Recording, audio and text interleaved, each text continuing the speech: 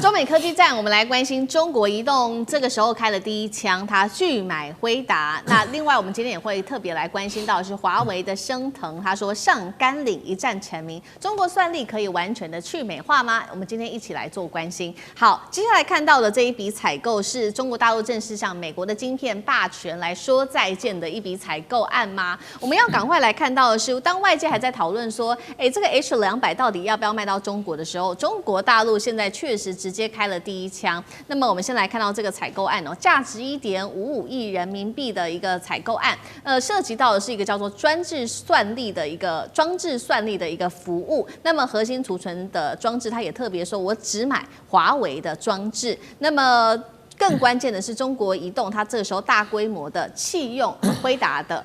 H200，全面轉向升騰的系列。所以節目一開始特別請教委員了，剛剛提到這個採購案，其實它的名字非常的長。那到底它是要買 AI 的算力，還是這個特別當中提到的它的裝置，它是要買它的裝置？那升騰系列他說他要買，会是升騰 910B 還是 C？ 效能上面來看又如何做評估？委員怎麼看？好，因為大家都知道我在研究所教人工智慧教了很多年哦。那么我们每一次在討論華為的升騰系列的時候，大概都是做片面的討論，所以我今天特別稍微把它做了一點整理啦，就讓大家了解一下現在華為的 AI 晶片跟系統究竟發展到什麼地步了。首先，我們先講運算晶片。我們現在講的所謂的升騰 910C 就是所謂的運算晶片哦。那麼升騰 910C 它現在的單卡的效能大概可以等於 H100，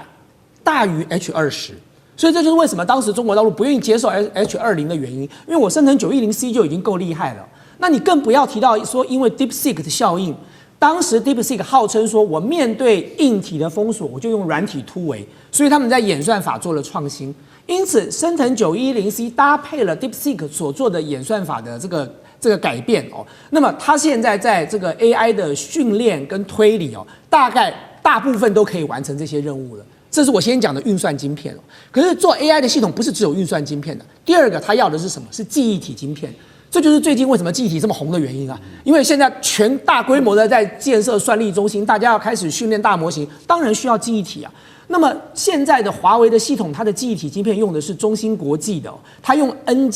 製程所生產出來的，大概是7奈米啊，大概就是7奈米的規格。那麼但是這樣的這個中芯國際現階段當然它的功耗跟它的散熱是有一定的壓力存在的哦，所以你看到他們在這個冷卻的這個裝置上，他們要投入一部分的經費哦。對。但是華為用了這個中芯國際所製造出來的這個記憶體的晶片哦，它做了多晶粒封裝的這個技術哦，所以呢，它打造出來的我們叫做這個在研究 AI 的叫做 HBM 就是 High Bandwidth 的這個 Memory 哦，就是高頻寬記憶體哦。為什麼要高頻寬記憶體？因為你在訓練 AI 大模型的時候，你要大量的數據丟進去，所以你需要有一定的頻寬，然後那個記憶體的容量要夠大，因為容量不夠大哦，這個 AI 讀完這一頁的時候就忘記上一頁了，那它根本沒有辦法完整的學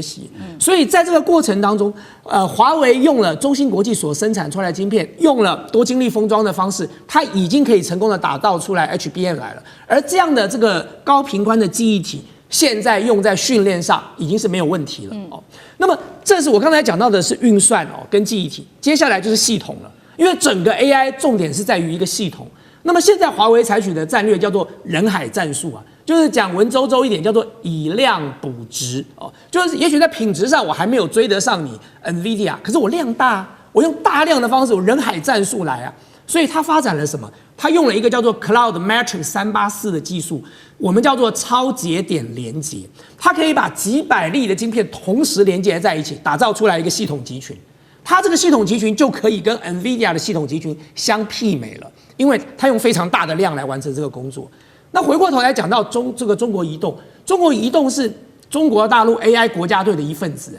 所以當它在打造它的應用體系的時候，它當然要求要做什麼？叫應用閉環，就是我所有的所有的這個原料的來源絕對不能夠隨時有可能受限於外國。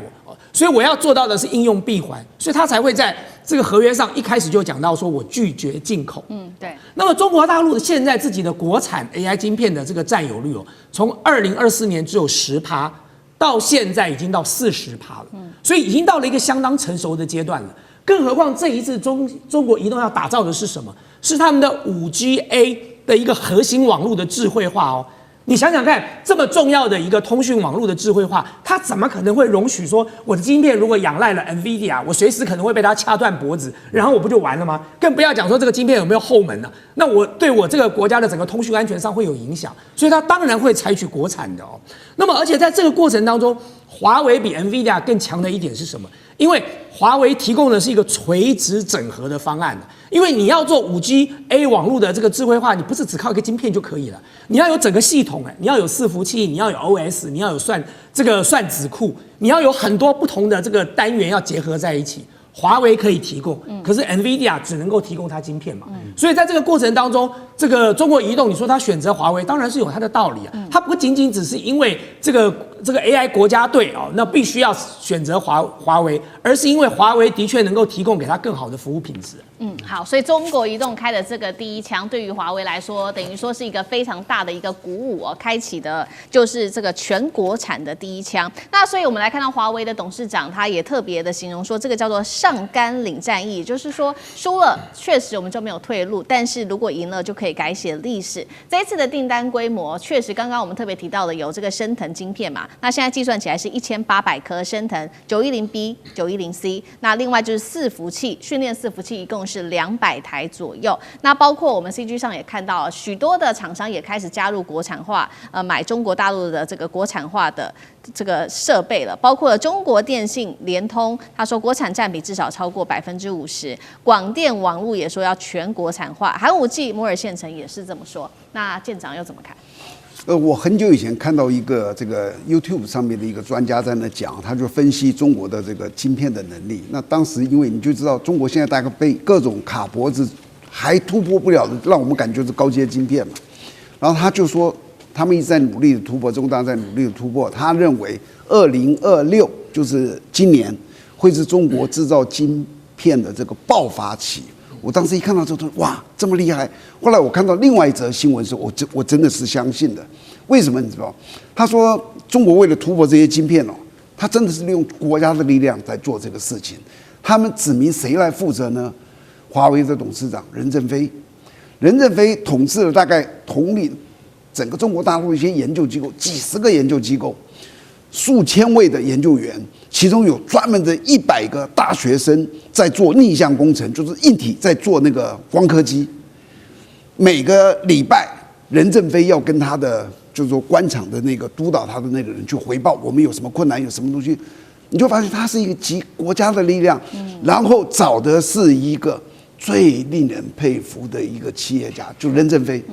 任正非，我覺得這是一個非常偉大的一個商人哦。那從他那裡看，我就覺得哇。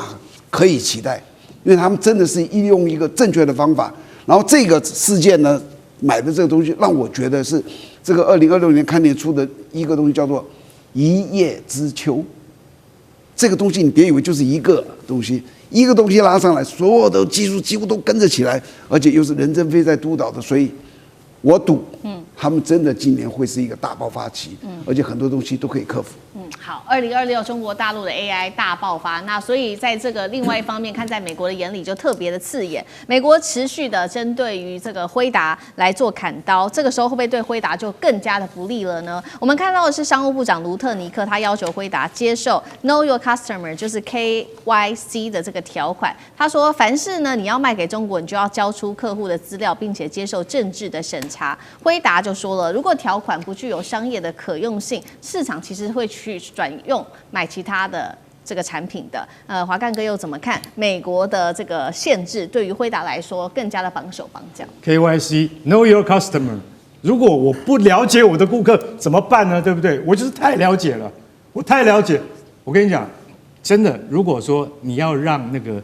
字節跳動，也就是抖音的母公司，它沒辦法運轉的話，我跟你講，美國消費者會氣死，對不對？因為他們都看抖音的啊，川普自己都在看啊。那你現在好，字節跳動會受到影響，阿里巴巴也會受到影響，很大的影響。其實很簡單，你要知道哈，輝達它的上頭哈，不僅僅是輝達，英業達也是一樣，大家都一樣啊。他們上頭說一定要 know your customer， 就是說你一定要了解你的客戶，不會把像 H200這種高階晶片用在軍事用途上面。因為你曉得嘛，中國最厲害的就是這樣，就是說他用另外的名目進來。可是今天我可以告訴各位，中國現在已經不需要再靠 H200了。為什麼？華為現在已經跑上來了，剛剛委員講的。